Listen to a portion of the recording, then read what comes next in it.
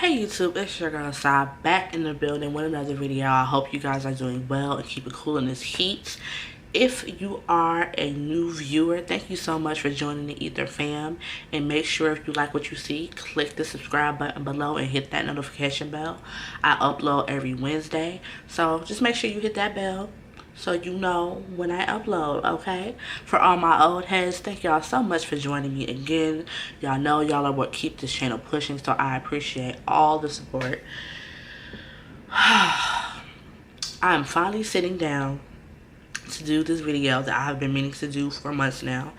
And this is going to be a book review, which we gonna get y'all reading on this channel, okay? Reading is fundamental, never forget it. But the book that I'm going to be talking about, I've actually already done a book review for it like 7 years ago. And so since I've read this book so many times since then, I decided that I think it would be kind of dope to do an updated book review so I can share some updated thoughts with you guys, okay? Because forward thinking is everything. If your thoughts aren't being matured, what are you doing in life, okay? So the book that I am talking about is a cult classic. It is one of the, what I like to call founding fathers when it comes to urban lit. And the book that I'm talking about is none other than The Coldest Winter Ever by Sister Souljah. I hope you guys can see that, okay? It's called The Coldest Winter Ever. And I have it on my Kindle, and I actually do have a physical copy, but it's somewhere in my storage, and my storage is in Maryland, so I don't have access to it right now. But yeah, I keeps me a couple copies. So if you guys see me looking to the left, it's because my notes are down here, because y'all know I love to ramble, which I'm doing right now. So let's get into this book review, okay? So The Coldest Winter Ever. The Coldest Winter Ever is about a girl named Winter, who is from Brooklyn, New York. And Winter is the daughter of a drug kingpin who has a very large and extensive drug operation. And because of this, Winter is considered hood royalty, I guess you can say. And basically what The Coldest Winter Ever talks about is it takes us through Winter's fall from grace and the things that happened to cause this fall from grace. And not only does it talk about her fall from grace, it talks about a lot of things that we deal with in the black community that don't like to be talked about. And that's one of my favorite things about this book is like Sister Souljah, who, if you don't know about her, she's very versed and very influential when it comes to trying to push the black community forward, and which that's one of the things that I love about her.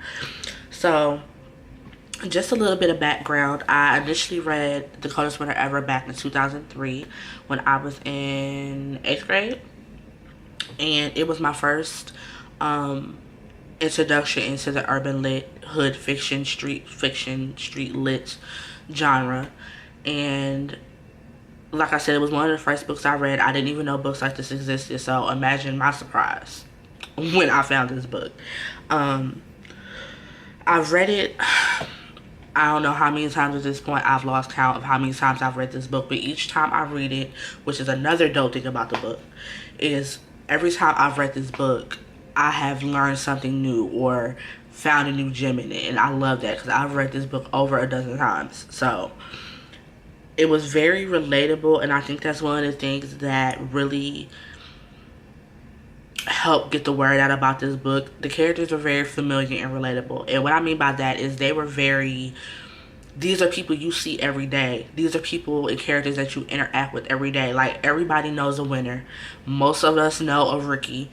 Most of us know somebody like her mom. Most of us know, you know, people like her friends like Natalie. And, you know, we know these people and we interact with these people in our everyday lives. So I feel like that was really dope, and it really, you know, helped people relate to this book better.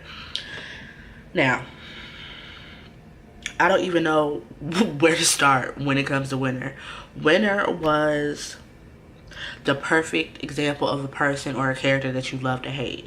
Like, you wanted to like Winter so bad, but bruh.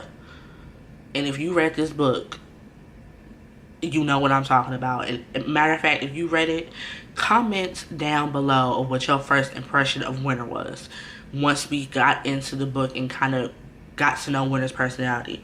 Winter Winter was, and it hurts me because she has so much potential. Like, Winter had so much potential. Like, she was talented as hell. She could do hair, she could do nails, she was good at fashion. And instead of Winter taking these talents and putting them to constructive use, Winter did everything but that. And in this book, one theme that you will see is Winter is going to get what Winter wants, no matter who she gotta screw over, no matter who she gotta hurt emotionally, psychologically, or physically. Winter's gonna get what she wants by any means necessary. And that brings me to my next point. When it comes to families in the Black community, a lot of times, and I really hate to say this because it's such a stereotype, because statistics show this really isn't true, but we all know the stereotype about a lot of us who grew up in Black households not having both parents in the household. Winter had this. She had her mother and her father in the household, and she still turned out like, but I feel like it was because of how her parents were. You know, her dad was this big kingpin. Her mom was a stay-at-home, I'ma sit and look pretty and serve my husband any way I can type of female. And I feel like when you combine those things, you get Winter. And it was sad because Winter really had the hustler spirit of her dad and the beauty of her mom, but it was like she didn't do nothing with it. Like, when it came to, you know, getting her hustling spirit from her dad, she could have took that and flipped that and made herself a very, very dope person. Instead, she used that to screw people over and to manipulate people and just be an all-around hoodie hood rat. Like, let's keep it real. So, one of the things that really stood out to me in the book was, and I didn't realize this until I read the author's notes, where Souljah in the back of the book for the special edition was kind of just having a conversation, answering questions and stuff like that. And one of the things that she said was, if you noticed in the book, that Winter's mom does not have a name. And the reason that Winter's mom does not have a name is because she does not have an identity as a woman. Mind blown. Okay, like, I was like, damn, Souljah, we going there, sis. Like, we going there. And the more you get further along in the book, the more you see that her mom was so dedicated to her father. And we all know that a mother is a very integral part in raising girls. The dad is important, but as far as learning life lessons and how to be a woman, you get that from your mom. And Winter's mom was one of those women to where she really didn't have an identity outside of her husband. And that shows when Ricky got locked up and she ended up, you know, turning to drugs. Like, she couldn't cope. She couldn't handle it. She didn't know what to do and how to move outside of him. And I just found that so interesting. Like, so interesting. But in the book, like, I want to say, like, towards the middle of the book, they end up moving out of Brooklyn. I'm going to try to tell y'all this without, like, telling y'all the whole book. But they end up moving out of Brooklyn, and they end up moving to Long Island. And when they moved to Long Island, there was a part in the book where Midnight was telling, which I'll get to who Midnight is in a little bit. Midnight was telling Winter that when your dad basically left Brooklyn, everything fell apart because he wasn't there to watch what was going on with his operation. So, long story short, they ended up moving to Long Island. They end up with Ricky being locked up, the house being confiscated, basically their whole lives being confiscated. They had to come back to Brooklyn, and that's, to me, where the downfall of Winter started. She just basically had to get it for herself. Her mom started doing drugs. Her sisters were put in the system. So Winter was just kind of bouncing around wherever she could lay her head at. And like I said, like, Winter had so many opportunities to do the right thing and chose not to. Now, when it comes to the characters in the book, very, very relatable characters. You have Winter, her parents, her sisters, which they're like they're in the book, but they're not like a big part of the book. Then you had Winter's friends, Natalie. I cannot remember her other, Simone, that's her other friend. Her homegirl Simone. You have Bullet, which is a dude that Winter was messing with, that basically ended up getting her locked up at the end, but I'll get to that in a second. But Midnight was her dad's right hand man, and you could tell that he's a very mysterious character. Like, you know a little bit about him, but you don't know a lot about him. Like, she gives you just enough to make him a plausible character, but like she didn't give you a lot, basically. But Winter is like madly in love with Midnight. Midnight pays her no mind. You know, her dad was always telling her, you know, I want you to get one of these doctor lawyer types, which is kind of hard as a girl, because we know that when it comes to the men that we look at as women, our first example of what a man is our father. And so naturally, if Winter is seeing that her dad is a drug dealer, he got all this money, they live in a lap of luxury, she's obviously going to want that for herself. And I felt like he was trying to steer her away from that, but like, bro, you wasn't doing it hard enough. And then two, it's kind of hard for you to tell your child to date a doctor lawyer type when she sees the type of life you live in, and she want a piece of that. Like, it's one of those do as I say, not what I do type things, and that doesn't work, as we come to see. Like, but yeah, Winter was very much in love with Midnight. Midnight paid Winter no mind whatsoever. A lot of people ask me what I thought about the Midnight series, because Sister Souljah did write a series about Midnight's story. Did not get into it. I might try to read it again at a later date, but just at beginning take, like, I couldn't get with it. But yeah, one of the things I loved about this book was the fact that it was no happy ending. At the end of the book, I don't want to spoil this for y'all, but it's kind of important. Like, at the end of the book, they're at Winter's mom's funeral, because she does end up succumbing to her drug addiction. And the interesting thing about it is Winter and her dad are both at the funeral while incarcerated. Like, they're both in their prison orange, they're both in shackles, they both got guards all around them. And I'm just like, this is what this family has been reduced to. Like, it's crazy. But they're both standing there, and like, to me, that was like Winter's last moment for salvation, because her sister Portia shows up all dolled up, you know, jazzed up, driving a dope whip or whatever, and instead of Winter being like, yo, let me talk to you, don't go down the route that I went, you know, take another way, don't be like me, Winter's like, well, she gotta find out on her own. And I'm just like,